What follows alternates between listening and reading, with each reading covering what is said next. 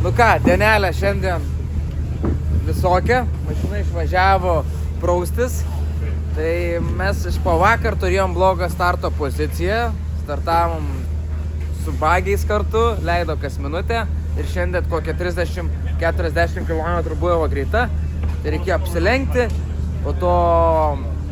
pasikeitė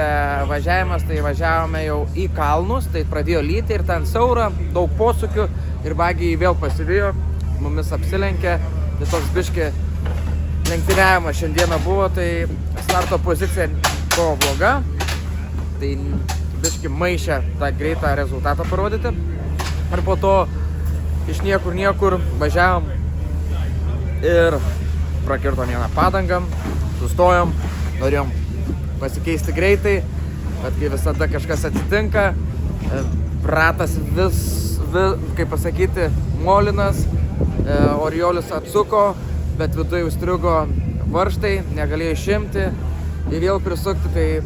sugaišom apie 3 minutės, virš 3 minučių, kol viskas tvarkėm, tai ateityje turėtume užsidėti apsaugą tokią, kaip pasakyti, ratui, kad neprieitų jokio molio ir taip toliau, tai čia ateityje tokie darbai. Tai va, šiandien praradom apie 7 minutės šitame ralyje, jau 7 minutės yra daug, bet dar 2 dienos, 300 km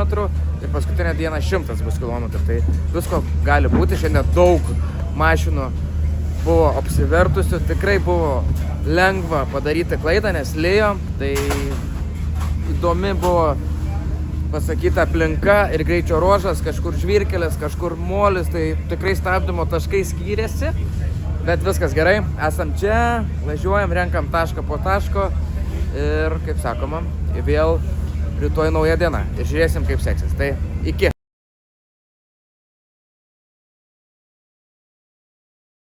De voir la vitesse qu'on a par rapport aux autres, quoi.